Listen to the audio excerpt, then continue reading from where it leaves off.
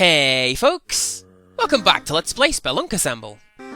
I'm your host TPC Gamer, and after our last episode, I sorted out my inventory, and then I slept through to the dawn of the... I want to say 6th day? Or the 5th? I honestly don't know what day it is, because the zombies in my basement make it really hard to sleep, so I'm a little bit woozy on that topic. I should probably do something about that. Oh, I see you. I'm gonna do something about you. Bang! Now, I see a smart person would probably just have left him alone, because the creeper probably hadn't seen me. But I am not a smart person, so here we are. But whatever, the day is saved. I knew I was doing a good thing, setting myself up as the big damn hero or whatever. Whoa, what was that? Oh, hey, Farmer Dan. You should be careful making loud noises behind me, because I'm likely to start swinging my sword wildly. So, today, we're going to head out into the world and do a little bit of... Well, hello! Party over here, apparently.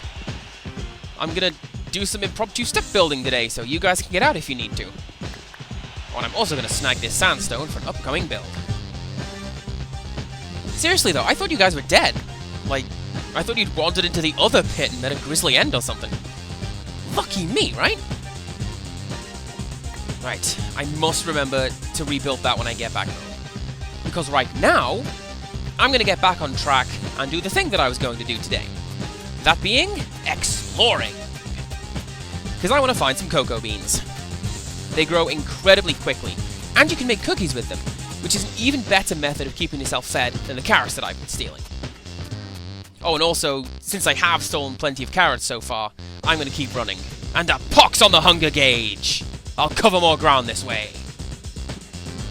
Well, look at that, it's already paid off. We've got some coal, and some iron ore. This trip is totally worth it. Now, there's some other stuff that I want to find while I'm out here. Like some sugarcane would be nice. That looks like it goes on forever, so I'm going to do that later. Although what I will do... I can just suss out how my spade works. There we go. I'm going to set up a beacon so I can find this place a little more easily later on. Right, brief distraction aside, let's continue exploring. Oh, just after I bear north. So as I say, some sugarcane would be nice, because they can be used for books and enchanting. And...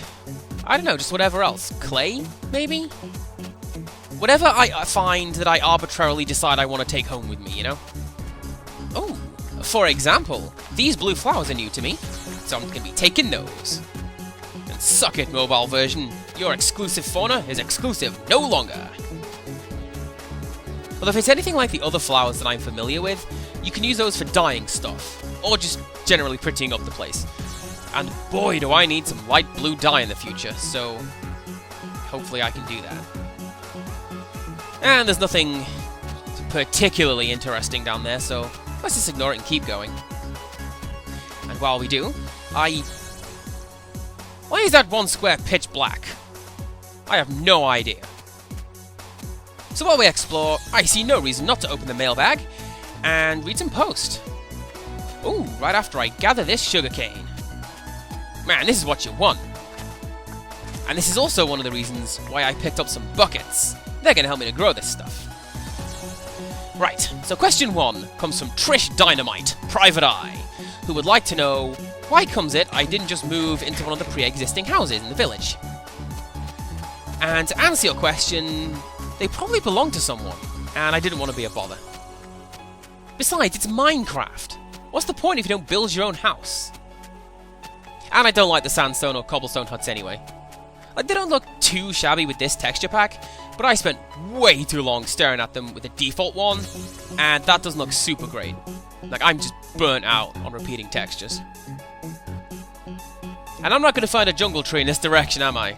Like, I'm really close to the edge of the map, and there's just nothing.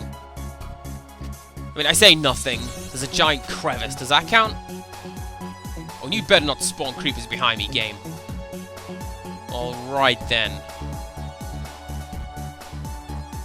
Yeah, that looks like it's going to be a worthwhile expedition.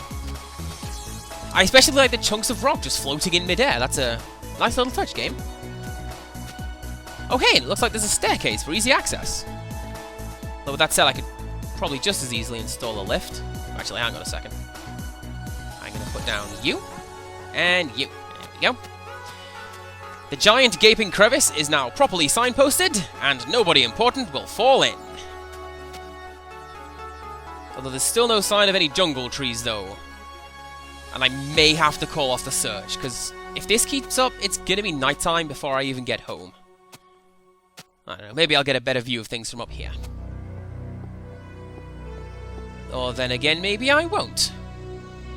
Although while I'm up here, I want to address this point of contention. I think you should uncover more of the map when you take the high ground. Because I can see way further than I can on ground level. Although with that said, if you could do that, it'd be very easy just to build a single column into the sky and uncover the whole map in one go by just pivoting around like the Sentinel. It's just a bizarre moment of clarity and logic in a game that allows you to take a bucket of water and use it to make a waterfall.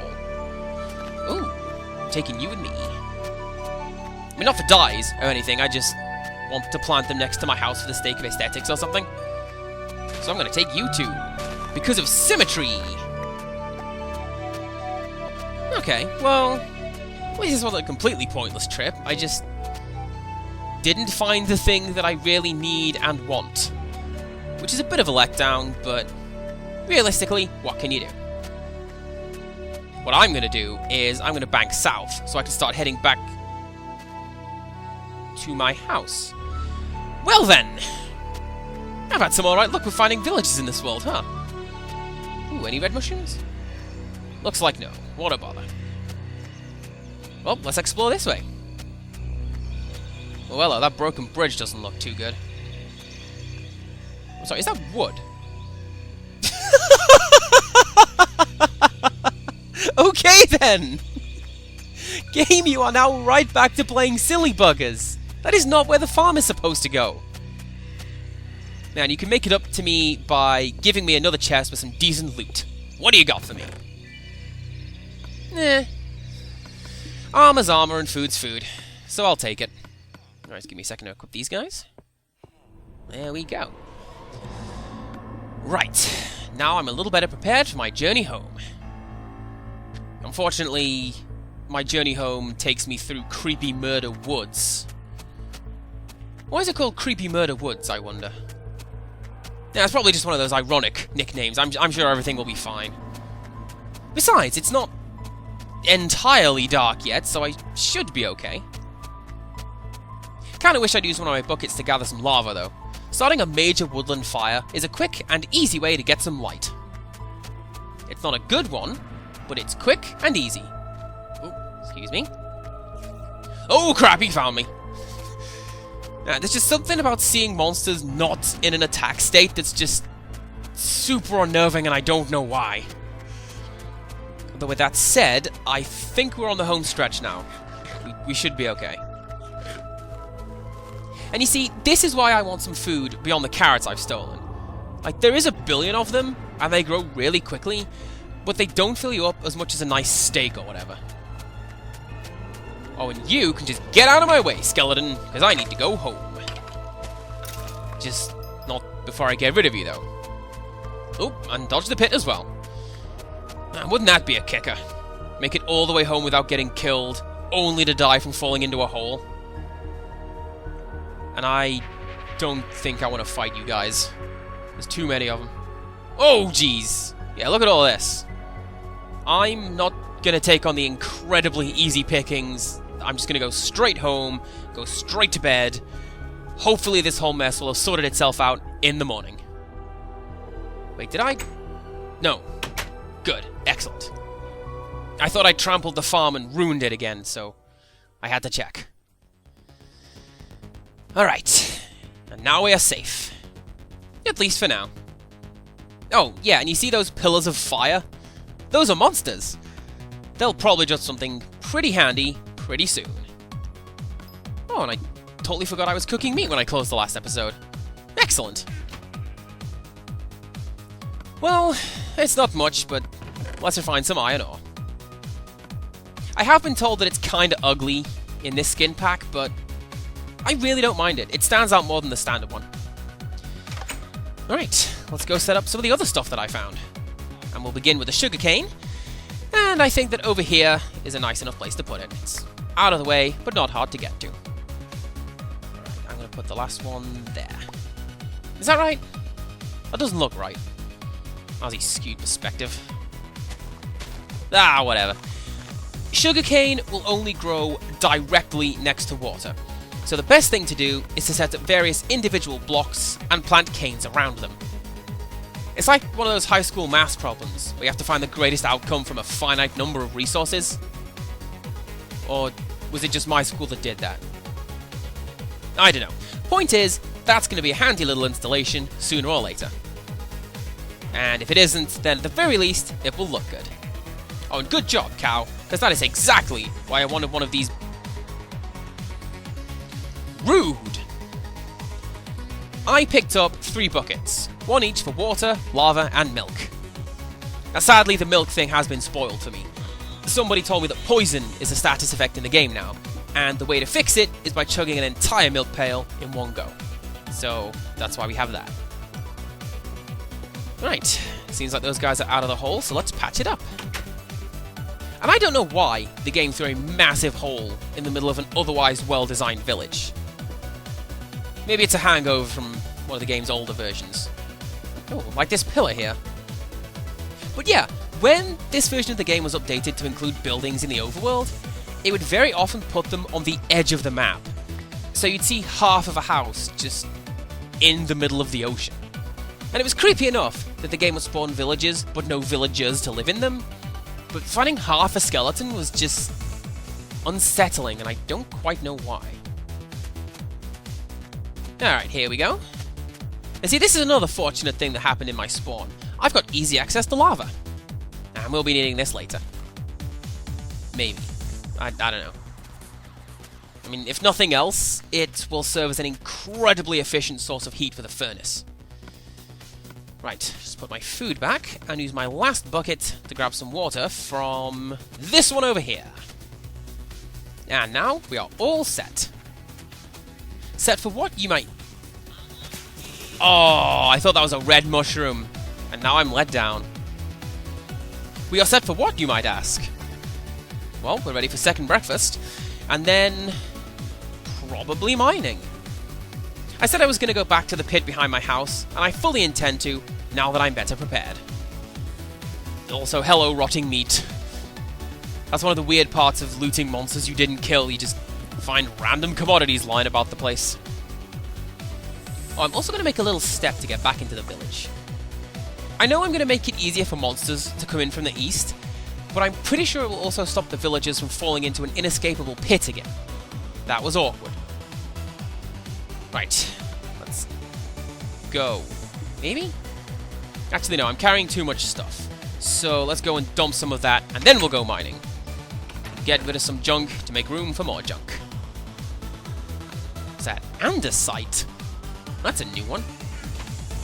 And yeah, that should be enough space for what we're going to find. I can always throw some of it out if I need to, right?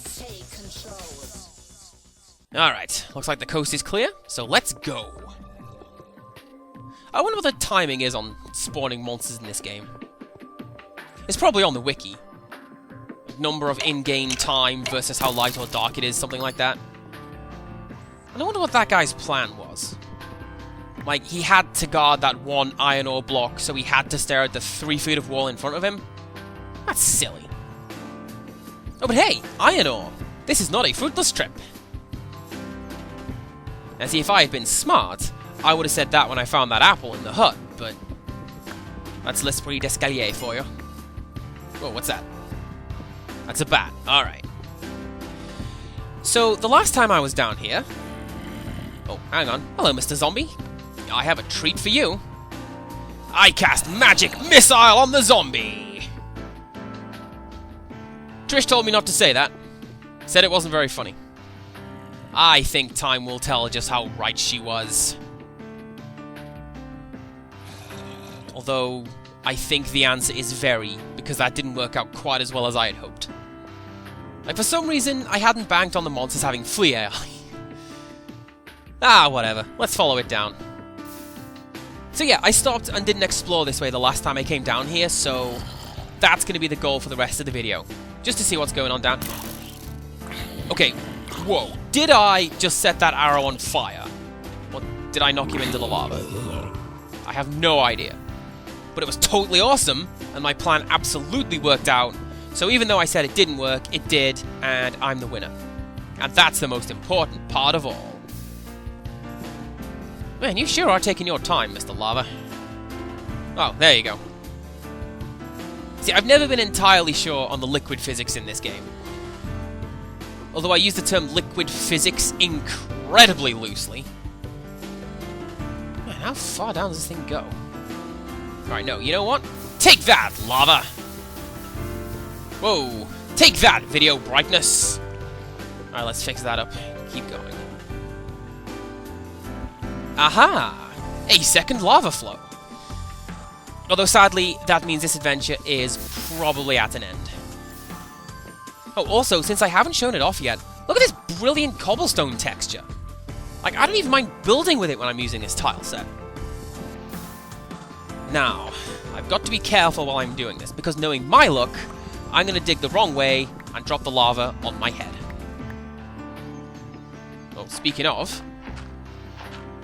Or maybe not? Oh wait, no, there we go. I told you, I'm not entirely used to the way liquids move in this game. Although having said that, I think I might have reached the end of this little adventure. Because it looks like there's a dead end up here, and it's not really worth playing in lava to see if there's anything up there. So let's just gather my stuff and head back to the surface. You know, I don't know why I like to gather up all my torches, because it would help to keep things consistent when I start mining other pits and stumble into this one. I just like to tidy up as I go along, I guess. I am a super smart guy, by the way. I know not to fall into pits. Although this is basically a preview of how this game's going to end. So you guys are lucky to be here for it. There could be something worthwhile down there, but I'll check it out later. What was that?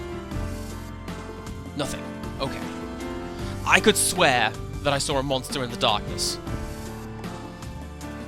It's only the first video of the day and it's already messing with me. It's going to be a good session. Although that said, while I'm down here, I am going to pick up some sandstone. Like I say, we'll be needing it for an upcoming build. Whoa! Okay. Hey. Hi, how's it going? Oh wait, no, there he is. Awesome. You see, that's what you're supposed to do when you go toe-to-toe with an invisible enemy, or someone you don't know where they are.